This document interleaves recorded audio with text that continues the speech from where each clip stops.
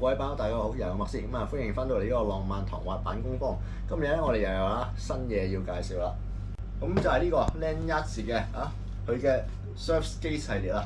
即係相信好多朋友都知道啊，即係近年咧就多咗一樣叫做Surf Skate 嘅物體，有大嘅滑板廠咧都插手咗呢個 Surf Skate 嘅事務咯，即係想當中撈翻筆嘅 Santa Cruz 啦，咁佢又會同呢個 Kava 做聯乘啦。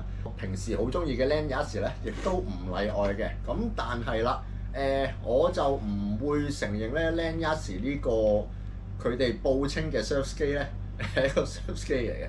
我就會認為佢係一個另外一個特別嘅 category 就係 Surf Cruiser。YouTube 上面亦都有其他人做過啲 review 啦。咁作為一塊 Surf Skate 咧，佢呢個 Lanyards 咧係好弱雞嘅。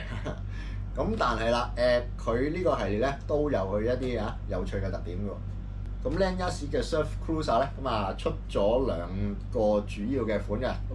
第一款咧就係Butterlines 啦，佢都係有 kicktail 嘅。但係啦，嗰個幅度啦，亦都係細好多。佢嗰啲 grip tip 咧，佢下邊咧係有 cushion 嘅，即係嗰啲咩 EVA 膠 foam 嗰啲啦，等你隻腳沉少少落去食實啲之外咧，你亦都可以赤腳咁玩嘅。呢個係一個我嘅特點啦。同一般嘅 Cruiser 唔同啦，佢嗰個前出咧就係一個 RKP 嘅嘛，後出咧係一個 TKP 嚟嘅。當你拆開佢啦，你就會見到咧，佢嗰個 bushing 咧係超級厚嘅，基本上咧係等於一般嘅 bushing 兩倍，仲要係兩個都，仲要係前後都係㗎。咁佢呢個鬆緊度咧就係決定佢回彈嘅幅度同埋時機。你扭緊啲咧，咁佢嗰個回彈就會做得快啲，即係你 pump 個 frequency 要快啲。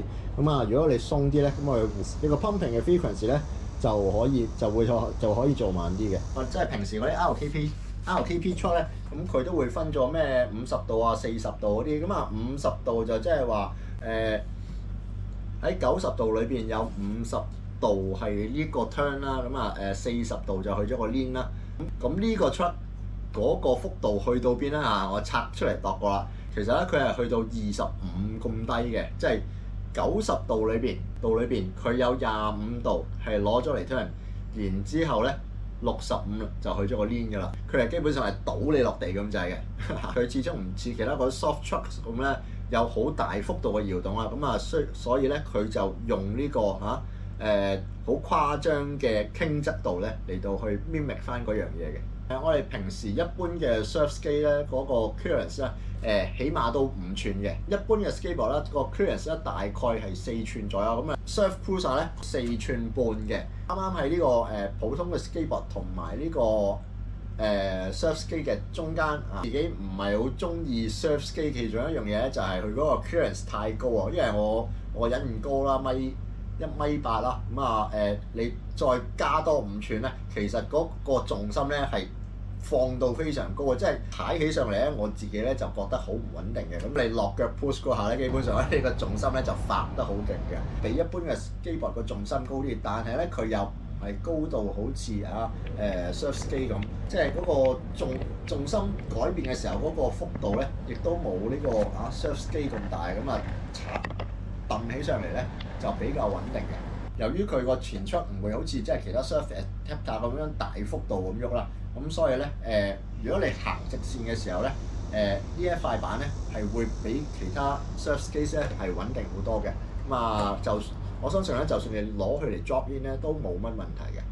咁呢塊板可以做到啲咩測試咧？我就攞咗我嗰塊Waterborne Gemini 嚟同佢做比較啦。另外亦都攞咗另一塊 Lanyards 嘅 Midnight Snap 啦，一塊Super Carve 版嘅 tugboat 啦嚟到同佢做測試嘅。Butterlines 咧，佢個 carving 咧係可以做到非常之深嘅，即係喺測試裏邊咧，佢係同呢個 RKP truck 咧基本上係一模一樣嘅。即係話喺片裏邊佢可能 carve 得比較深過呢個Waterborne Gemini。即係我係攞香蕉、蘋果同埋橙嚟比較嘅。因為呢個Gemini 佢嗰個wheelbase 咧係超級長嘅。我就拆咗原本未開封嗰塊Surf Life 50嚟到做嘅。咁啊 Land Yachts 嘅 Surf Cruiser 咁啊，除咗 Butterflies 嘅另一款啦，就係佢都係用 tugboat 嚟講啊嘛，但係其實咧佢同一塊我哋regular 嘅 tugboat cruiser 咧，亦都好唔同喎，因為佢嗰個尾咧會短啲啦，咁啊個尾kicktail 咧就冇咁翹啦，咁個 curve 咧亦都比較長啊，同埋咧佢嗰啲螺絲位咧完全係唔同嘅，即係如果你攞個 truck adapter 就咁雙落一塊普通嘅 tugboat 嗰度咧，你係完全測試唔到個 difference 嘅。點解用呢塊嚟做測試，唔用 Butterflies 咧？因為我隻腳比較大。咁呢個路面嘅測試結果係點咧？就係板友做嘅 result 咧，好 consistent 嘅。咁啊就係作為一塊 surfer 嘅話咧，佢呢個系列咧係唔合格嘅。加大咗個 bushing，即係等你嗰個回彈做得好啲啊。咁但係咧，始終係同一個有彈弓嘅 carving system 唔同嘅。即係你睇翻 surfing 嗰陣時啦，咁你喺塊滑浪板上面轉彎，你一腳踩落去嘅時候，咁其實你下邊咧係有水噶嘛。用翻呢個咩牛頓第三定理 action reaction，你揼落去嗰陣時咧，嗰個水咧其實亦都係俾翻一個相同嘅力度你彈你翻轉頭喎。咁但係啦，喺佢呢一個carving system 裏邊咧就冇咗呢樣嘢，冇錯，嗰個 bushing 係會同你頂住，咁但係俾到你嘅 reaction 嗰個 force 咧，其實係細好多嘅。咁所以啦，當你踩人一腳回彈咧，你收得翻嘅力咧，其實嗰個折扣咧係非常之大嘅，即係收得你俾10出去咧，其他嗰啲系統就可能俾到9啊8厘，咁但係呢個咧可能都係得6同埋7嘅。咁我係的確可以噴一個好長嘅距離唔落腳，佢會嘥力好多。嗰個 momentum 嘅流失咧，其實幾快嘅，到好慢。噴到有時我寧願太慢啦，我寧願落腳 push。所以咧，我就唔認同佢係一塊 surf 機啦，我係只會將佢歸納為一塊surf cruiser 嘅啫，因為佢做一塊 cruiser 嘅 ability 咧，就絕對比一塊 surf 機強啦。咁啊，如果我用 cruiser 嚟到睇咧，咁啊其實咧佢喺香港咧都係絕對勝人嘅。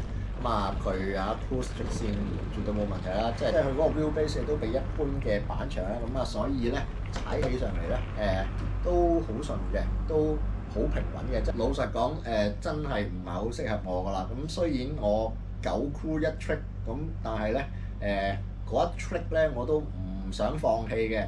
咁啊用呢塊板做唔做到 trick 咧？咁啊個尾咁嘅情況咧，就你可以做到個 trick 咧，就其實就唔係話好多嘅。cruise 咧係會舒服咗嘅。咁啊但係咧我都想去做下咩 ollie soffit 嗰啲唔適合深水埗呢啲傳統嘅貧民窟嘅。咁啊你知深水埗我哋嗰啲路咧有幾難㗎啦，反而咧嗰個 surf system 咧有啲害咗佢啦。因為當你做 carving 嘅時候咧，只要睇 perpendicular 嘅障礙物，你仲要睇埋 horizontal 嘅 difference。pumping 咧，你係一個 S 字咁樣去噶嘛，咁所以啦，無論你嗰個高低差係橫嘅又好，或者去垂直嘅都好，兩樣咧都會影響到你個碌。哇！大鑊落嗰啲磚地咧，高低差又橫又直啦。兩樣咧都會令到呢塊板咧減速減得好快嘅。深水埗好多地都係磚地咁啊喺磚地上邊pump carve 呢塊板咧超級吃力，事倍功半。咁所以啦，呢塊板比較適合即係其他啲比較有錢啲新啲嗰啲嘅地區咯。將軍澳嗰啲咧，有條大嗰啲單車徑啲路又平又直屯門碼頭嗰啲咧，呢塊板咧就適合好多嘅。就係咁啦。Land Yachts 嘅surf cruiser 啦，咁佢自稱係 surf 機啦，Butterflies 啦，同埋呢個tugboat 嘅。呢塊板咧玩係幾好玩嘅，咁但係真係唔係好適合即係我自己嗰個踩嗰個習慣啦，同埋唔係好適合我踩呢個環境啦。即係如果你落板場你平日踩開嗰啲路順啲即係冇咁多紅綠燈又停又停又要收板嗰啲咧，其實咧都幾好玩嘅。咁始終啦呢塊板係design for 美國嗰啲路啊，你知美國嗰啲路又長又直又平㗎啦，咁啊只可以話比較可惜啊。其實我幾 appreciate Lanyards 嗰啲創意嘅，同埋佢哋嗰啲投入啦，即係當其他廠商都係做呢個collaboration 嘅時候咧，佢自己夠膽死咧就係開發一個新嘅 truck 出嚟嚟到做各式各樣嘅實驗啊！即係雖則呢個系列咧唔啱我用，但係咧佢間廠嘅創意勇氣咧，我係絕對欣賞嘅。好啦，咁今次就講住咁多先，再有啲咩有趣嘅版，我就再同大家介紹啦。拜拜。